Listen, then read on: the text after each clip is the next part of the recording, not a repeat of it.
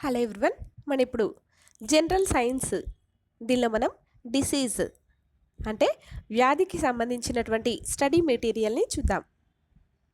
దీనిలో సాధారణంగా జరిగేటటువంటి జీవక్రియలకు తాత్కాలికంగా కానీ శాశ్వతంగా కానీ అవరోధం ఏర్పడడాన్ని వ్యాధి అని అంటారు. వ్యాధుల గురించినటువంటి అధ్యయనాన్ని పాథాలజీ అని వ్యవహరిస్తారు.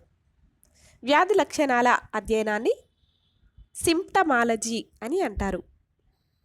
అయితే వ్యాధులు వృద్ధి చెందడంలో ప్రధానంగా 5 దశలు ఉన్నాయి. అవేంటో చూద్దాం. ఫస్ట్ దశ సాంక్రమణ దశ. నెక్స్ట్ సెకండ్ పొదిగే కాలం. నెక్స్ట్ థర్డ్ వ్యక్తమయ్యే దశ లేదా అనారోగ్య దశ. నెక్స్ట్ ఫోర్త్ క్షీణ దశ.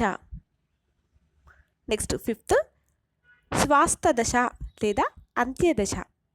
ఈ విధంగా 5 రకాల దశలు అనేటటువంటివి ఉన్నాయి. అయితే మనం ఫస్ట్ దశ అయినటువంటి సాంక్రమణ దశ దీనిని గురించి తెలుసుకుందాము. వ్యాధికారక జీవి శరీరంలో ప్రవేశించుటే సాంక్రమణ దశ. నెక్స్ట్ రెండవ దశ ఏంటంటే పొదిగే కాలం. పొదిగే కాలం అంటే ఇది వ్యాధికారక జీవి తనలాంటి అనేక జీవులను పెంపొందించుకునేటటువంటి దశ. దీనినే పొదిగే కాలం అని అంటారు. నెక్స్ట్ మూడవ దశ అనారోగ్య దశ లేదా వ్యక్తమయ్యే దశ. అంటే వ్యాధి లక్షణాలు కనిపించేటటువంటి దశ.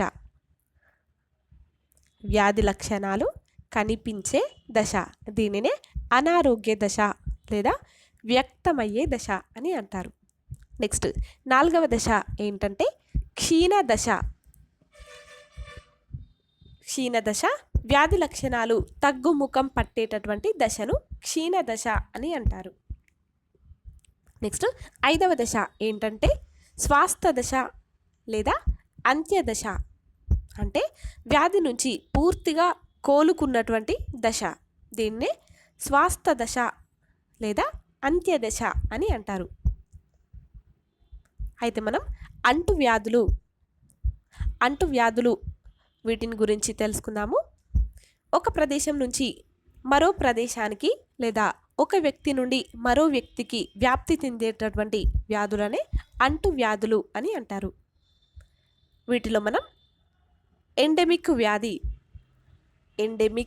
వ్యాధి దీనిని గురించి తెలుసుకుందాము.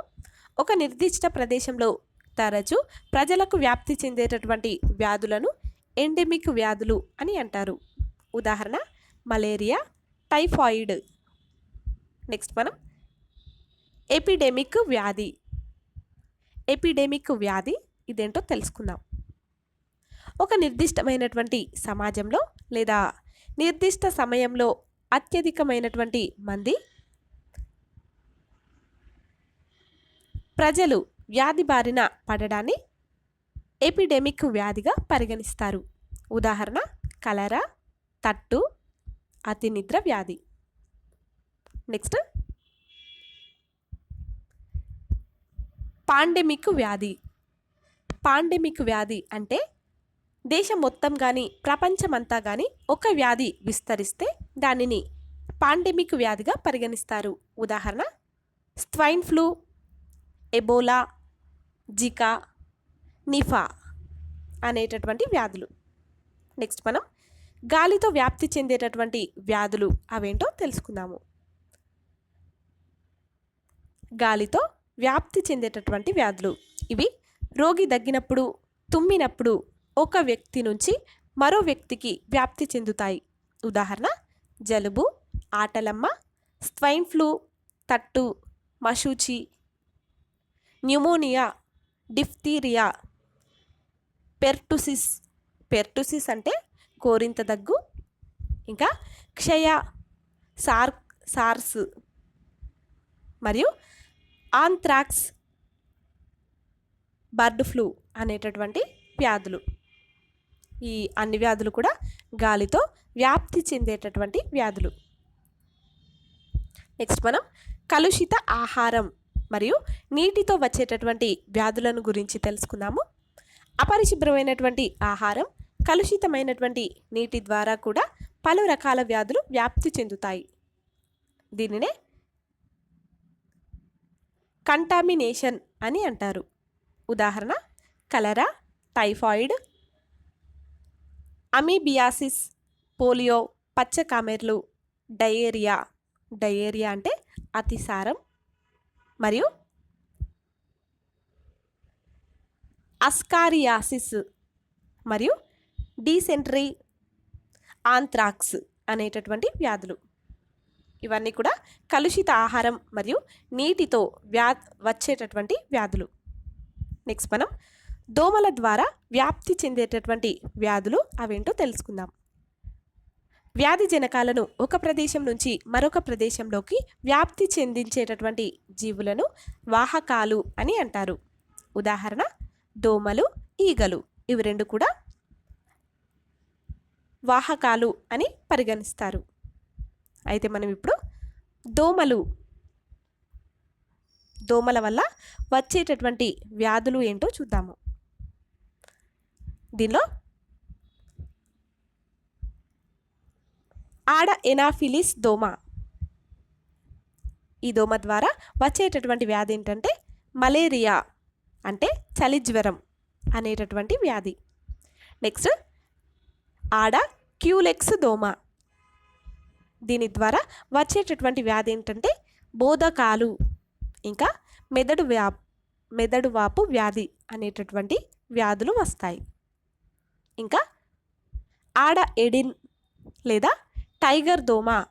ఈ దోమ ద్వారా వచ్చేటటువంటి వ్యాధి ఏంటంటే చికెన్ గున్యా, డెంగీ, జికా అనేటటువంటి వ్యాధులు. నెక్స్ట్ మాన్సోనియా అనేటటువంటి దోమ ద్వారా వచ్చేటటువంటి వ్యాధి ఏంటంటే బోధ వ్యాధి. ఇవన్నీ కూడా దోమల ద్వారా వచ్చేటటువంటి వ్యాధులు. నెక్స్ట్ మనం ఇప్పుడు ఈగల ద్వారా వ్యాప్తి, వీటిని గురించి తెలుసుకుందాము. ఈగలు ఇవి కూడా వ్యాధి జనకాలను ఇతర ప్రదేశాల నుంచి మనం తినేటటువంటి ఆహారంలోకి, నీటిలోకి చేర్చి ఆహారాన్ని మరియు నీటిని కలుషితం చేసి వ్యాధులను వ్యాప్తి చేస్తాయి. ఉదాహరణకు కలరా, టైఫాయిడ్, క్షయ, కోరింత దగ్గు, అమీబియాసిస్, అతి నిద్ర మరియు కాలా అజార్ అనేటటువంటి వ్యాధులు. నెక్స్ట్ మనం పోషకాహార వ్యాధులు, వీటిని గురించి తెలుసుకుందాము. పోషక పదార్థాల లోపం వల్ల శరీరానికి వివిధ రకాల వ్యాధులు కలుగుతాయి. ఉదాహరణకు ఐరన్ యొక్క లోపంతో ఎనీమియా అనేటటువంటి వ్యాధి వస్తుంది. నెక్స్ట్ ప్రోటీన్స్ లోపం వల్ల క్వాషియోర్కర్ అనేటటువంటి వ్యాధి వస్తుంది. నెక్స్ట్ కేలరీలు లోపిస్తే మొరాస్మస్ అనేటటువంటిది సంభవిస్తుంది. ఇంకా అయోడిన్ లోపం వల్ల గాయిటర్ వ్యాధి వస్తుంది. ఇవన్నీ కూడా పోషకాహార లోపం వల్ల వచ్చేటటువంటి వ్యాధులు. నెక్స్ట్ మనం ప్రత్యక్ష తాకిడితో వచ్చేటటువంటి వ్యాధులు అవేంటో చూద్దాము. ప్రత్యక్ష తాకిడితో వచ్చేటటువంటి వ్యాధి అంటే ఏంటంటే రోగులను తాకడం వలన కొన్ని చర్మ వ్యాధులు వ్యాప్తి చెందుతాయి. ఉదాహరణకు గజ్జి, ఆటలమ్మ, చిడుము, తట్టు, ఇవన్నీ వ్యాధులు. నెక్స్ట్ మనం జన్యు సంబంధ వ్యాధులు అవేంటో చూద్దాం. జన్యు సంబంధ వ్యాధులు ఇవి తల్లిదండ్రుల నుంచి వారి పిల్లలకు వచ్చేటటువంటి వ్యాధులనే జన్యు సంబంధ వ్యాధులు అని అంటారు. వీటినే జన్యు సంబంధ వ్యాధులు అని అంటారు. ఇవి తరతరాలుగా కుటుంబంలోని వ్యక్తులకు వారసత్వంగా వ్యాపిస్తుంటాయి. వీటినే అనువంశిక వ్యాధులు అని కూడా అంటారు. ఉదాహరణలు ఏంటంటే హిమోఫీలియా అంటే వీరిలో రక్తం గడ్డ కట్టదు.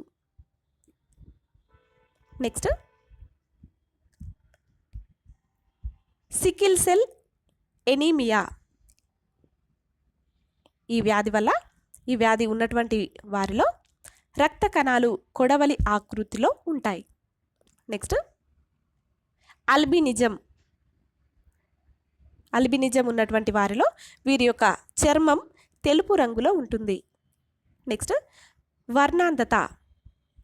వర్ణాంధత వీరు ఎరుపు, నీలం, ఆకుపచ్చ రంగులను గుర్తించలేరు. నెక్స్ట్ గౌటు వ్యాధి. గౌటు వ్యాధి ఇది ఈ గౌటు వ్యాధి ఉన్నటువంటి వారిలో వీరి యొక్క రక్తంలో యూరిక్ ఆమ్లం పెరగడం వల్ల కీళ్ళ వ్యాపులు సంభవిస్తాయి.